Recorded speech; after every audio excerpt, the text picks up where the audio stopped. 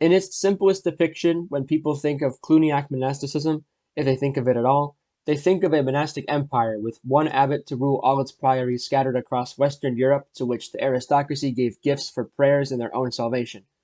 And this is true in a general sense the later you go, but it needs some nuance.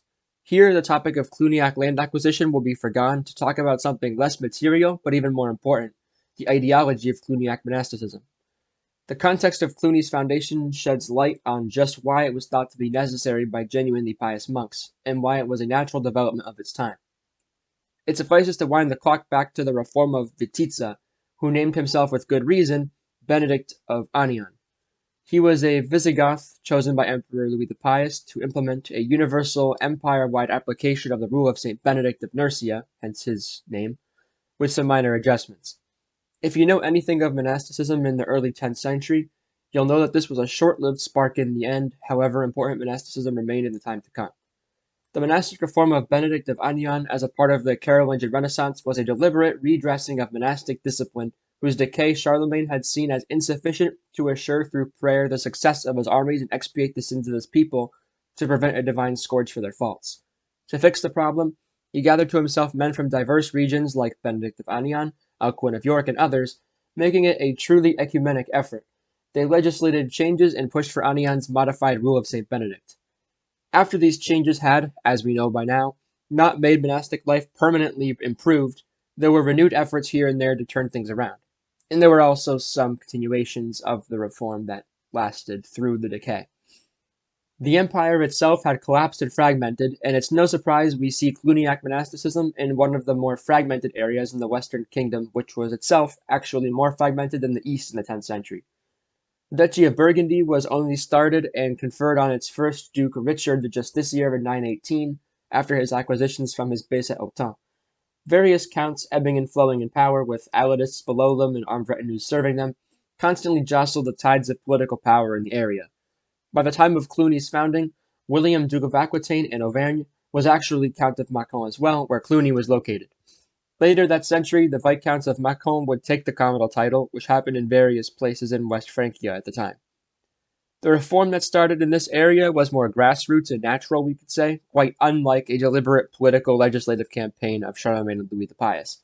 It would be the coming back of the system to figure out how to repair the damage done by political decay in a holy way to return to unity and peace. The light of Benedict of Anian's reform stayed on in some locations, like I said, against the backdrop of dimming monastic sincerity. The monastery of Beaume persisted by the early 10th century. If we are to believe St. Odo of Cluny's biographer John of Salerno, even Beaume had trouble focusing on monastic discipline. There were rivalries among the monks, for example, who themselves submitted half-heartedly to their abbot.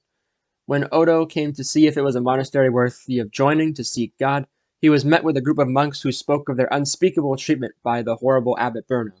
The biographer warns us of what happens when monks forget their vows of silence and points us to Benedict of Nursia's ban on chit-chat, blaming the devil for their behavior.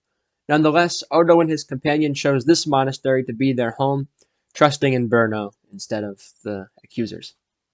The monastery of Beaume was headed by the aforementioned abbot Berno, who was the abbot of a handful of monasteries in the area, the most important for the future being Cluny, although this wouldn't have been obvious to anyone when Odo entered its doors.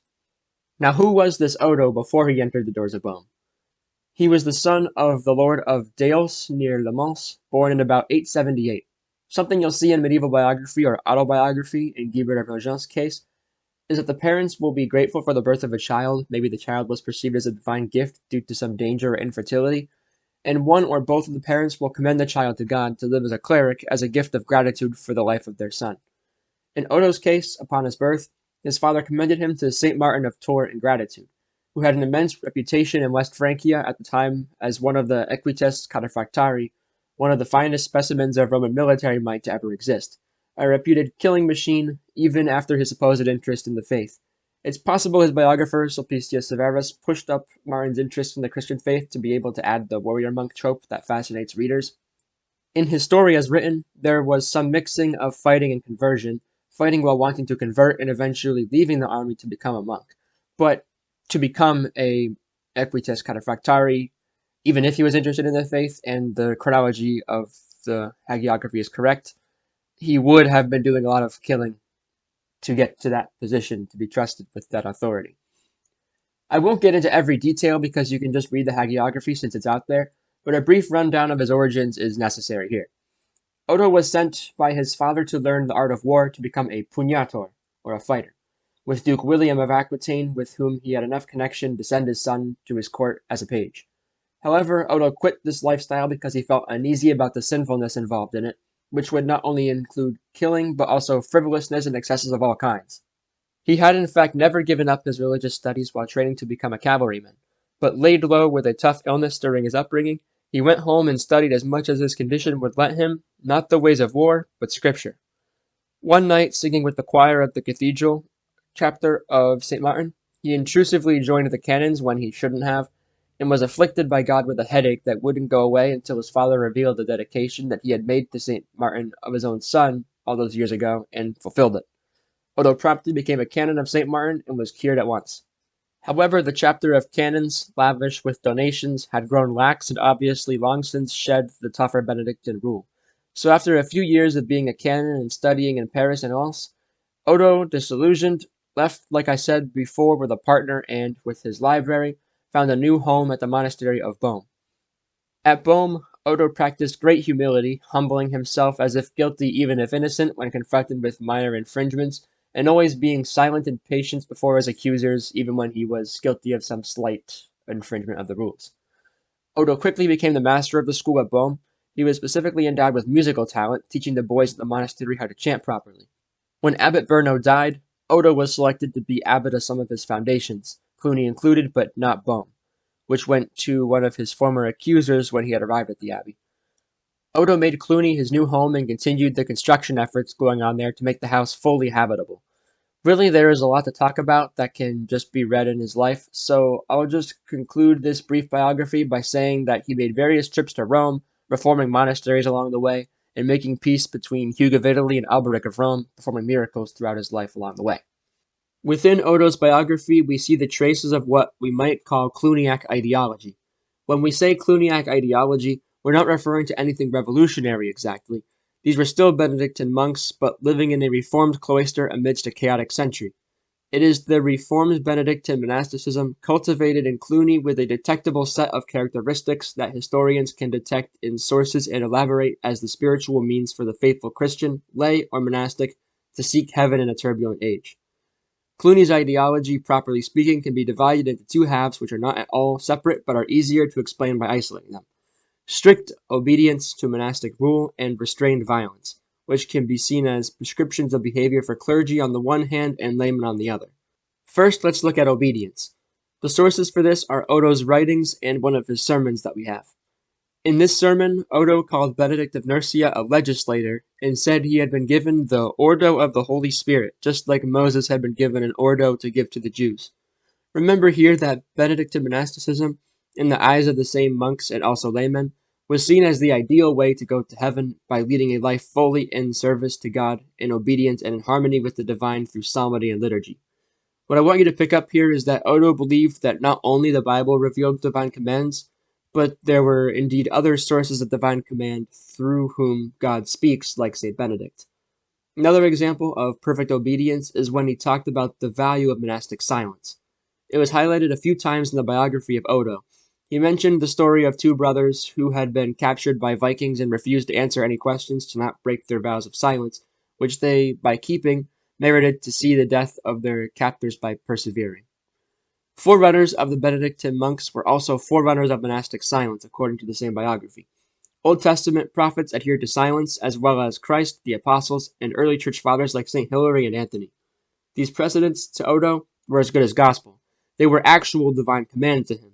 Customs as well could be divine precepts, having lasted long enough in the community. As Rosenwein says, custom, when associated with a venerable institution or with clearly virtuous men, was divinely inspired. She calls what Odo and Cluny were doing as a sort of legalism, and she might not be going too far with such a word. Cluniac monasteries in the early 11th century had customaries, which listed the rituals for parts of the liturgies or other parts of the day. Every element was to be followed to a T as part of established custom and therefore of divine law. An example of this kind of divine custom is Odo's insistence on washing the shoes of the monks before doing the ritual washing of feet called the mandatum. One more instance of such a ritualism of a quite banal thing, whose divine origin is evidenced by a miracle where they once turned to pearls in Odo's hands, is the collection of and eating of crumbs at the dinner table. Now for restrained violence. Once again, context is needed, so sorry if you don't like context, but it's important to understand everything else. In ancient and medieval schematizations, both pagan and Christian, there were lists of vices and virtues, often corresponding to one another, made for a variety of purposes, whether to better oneself as an individual, to have a successful political career, or to most worthily see God. Each virtue and vice could be interpreted in a unique way to suit the purposes or opinion of the writer. One of these vices was malice, the opposite or rather the lack of the virtue of charity. Odo in his work Collationes put his own spin on malice. He held that only those who were actually able to commit malice could do so, by first passing from pride in one's own goods to avarice for those of others, and finally by having the means to actually commit malice by seizing those said goods by force. He also distinguished between the races of Cain, oppressors, and Abel, the oppressed, respectively. Such an inequality in the state of man, he held, was due to sin, which is something everyone believed at the time. Because they possessed the means to do so, the strong had to be on guard against the possibility of committing malice, while the poor and oppressed who could not commit malice were to be as Christ-like as possible by putting up with the oppression with patience and long-suffering. Odo's solution to such malice was none other than the holy warrior, the huni pugnator. The goal of the holy warrior was most simply that, quote, those who feast themselves on the feast of the rapine of the poor ought to be opposed very severely. For, in truth, even those who do not afflict the poor, but nevertheless do not care to resist such afflictors, are seriously sinning in any event. And another quote, if he had been inactive because of indolent patience, he would have seemed to neglect the precept covering the care for the poor. While it was for the poor to accept and undergo oppression with patience in the model of Christ, it was a sin for those actually able to resist this to not fight back. This is the reversal of malice.